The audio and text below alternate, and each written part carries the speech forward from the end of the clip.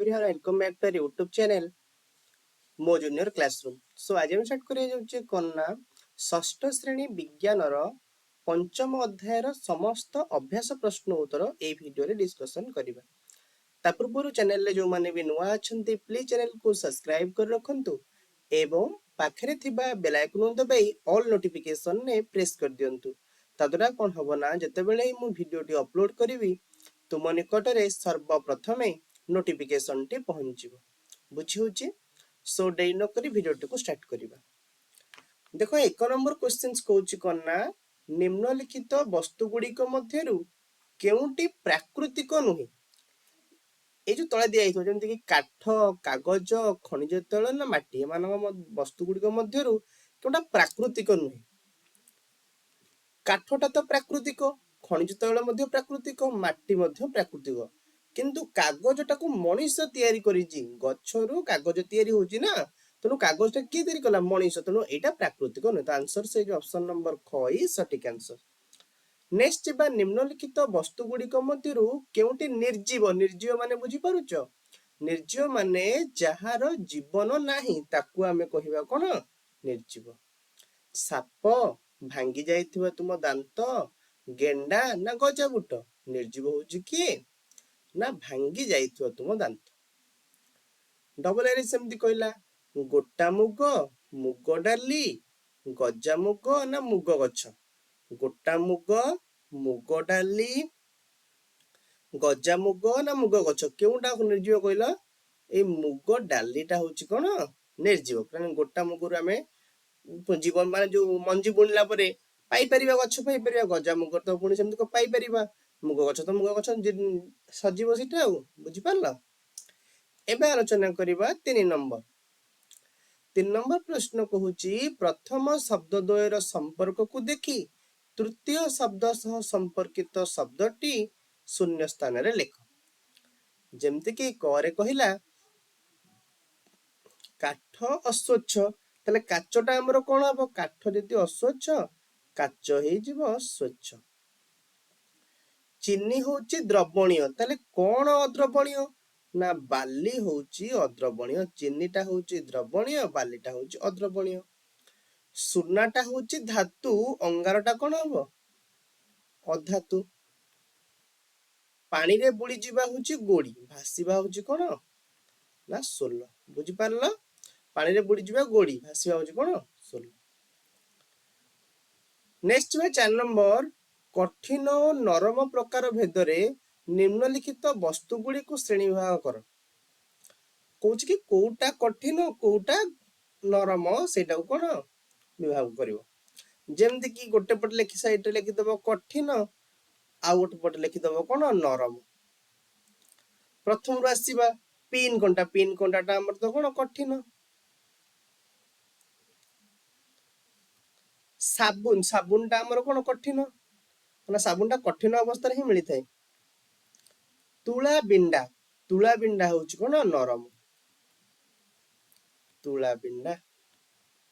ବରଫ ଖଣ୍ଡ କଠିନ, ହଁ ନା ନାଇଁ? ବରଫ ଖଣ୍ଡ ହଉଛି କଠିନ। ତାପରେ କହିଲା ରବର ପେଣ୍ଡୁ, ରବର ପେଣ୍ଡୁ ହଉଛି କ'ଣ? ନରମ। ରବର ପେଣ୍ଡୁ ନରମ। ସୋଲ ହଉଛି ନରମ। ଡଟ୍ ପେନ୍ ଭିତରେ ଥିବା ସ୍ପ୍ରିଙ୍ଗ, ସେଇଟା ମଧ୍ୟ କ'ଣ?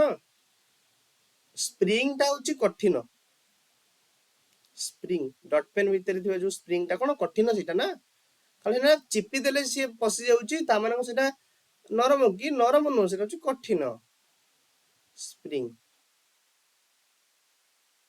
ଲୁହାଟା ନା, ଲୁହାଟା ଏଟା କଠିନ, ସେଟା କ'ଣ ନରମ ଅଛି କି? ସେଇଟା ନରମ ନାହିଁ। ସରିଲା। 5 ନମ୍ବର ଯିବା। କହିଲା କେଉଁ ବାକ୍ୟଟି ଠିକ ଅଛି ତାକୁ ଆମେ ଲେଖିବ। କହିଲା କେଉଁ ବାକ୍ୟଟି ଠିକ ଅଛି ତାକୁ ଲେଖିବ।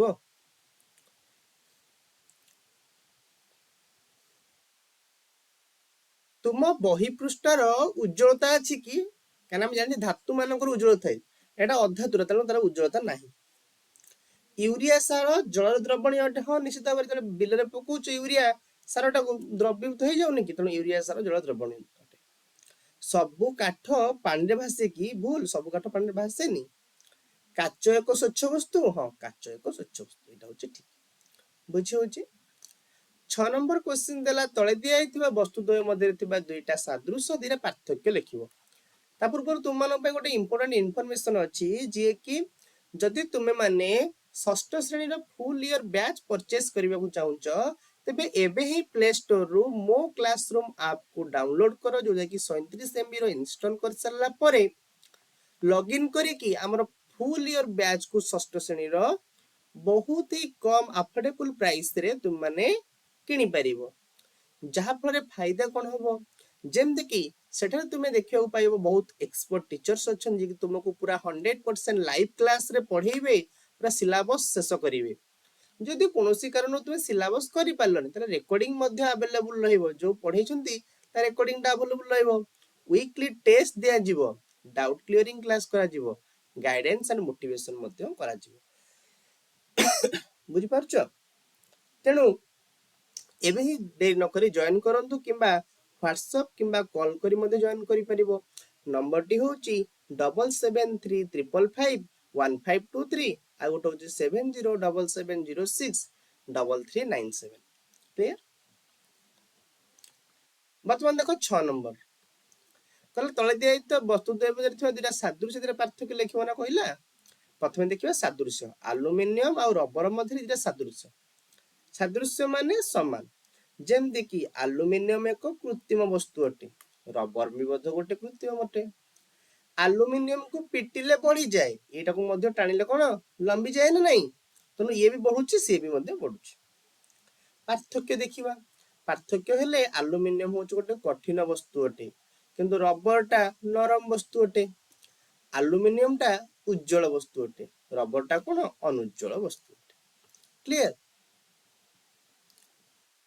तापर पुणी जिबा काचगुंड और लुण मध्य सादृश्य पार्थक्य प्रथम जिबा सादृश्य काचगुंडर आकार स्फटिकाकर किंतु लुण मध्य कोन स्फटिकाकर काचकुंड धला और स्वच्छ लुण मध्य धला और स्वच्छ पार्थक्य देखिबा काचकुंड जल रे अद्रवणीय लुण जल रे द्रवणीय काच एक कृत्रिम मानवकृत पदार्थ लुण मध्य एक प्राकृतिक पदार्थ पार्थक्य काच गोटे कृत्रिम लुण गोटे प्राकृतिक काचकुंड जल रे अद्रवणीय लुण जल द्रवणीय एटा पार्थक्य हेला सेमती 16 और स्टील चामच मध्ये देखिबा पार्थक्य सादृश्य देखिबा 16 जल रे अद्रवणीय स्टील चामच जल रे अद्रवणीय 16 एक मानवकृत रासायनिक पदार्थ स्टील चामच मध्य एक मानवकृत रासायनिक पदार्थ पार्थक्य देखिबा 16 पानी रे भासे स्टील चामच पानी रे बुड़ी जाए 16 हलुका कारण यह एकाधिक वायु कोठरी विशिष्ट किंतु यह कोन भारी कारण एथिरे वायु कोठरी न थाए घ जिबा किरोसिन पारद मध्य किरोसिन होउजे एक तरल पदार्थ पारद मध्य एक तरल पदार्थ किरोसिन जल रे अद्रवणीय पारद मध्य जल रे अद्रवणीय पार्थक्य देखिले किरोसिन आधार रो पृष्ठ सह लागि हुए पारद आधार रो पृष्ठ सह लागि रहे नै एहा दहनीय एहा अदहनीय क्लियर एतिକି थिला तुमरो ए विषय समस्त प्रश्न उत्तर आशा करूची आपण मानक ए वीडियो भल लागिथिबो जदि तुम मानक ए वीडियो रे भल लागिची निश्चित भाव में वीडियो को लाइक करो चैनल को शेयर करो और सांग मानक सहित सब्सक्राइब मध्य करिनियो थैंक यू सो मच।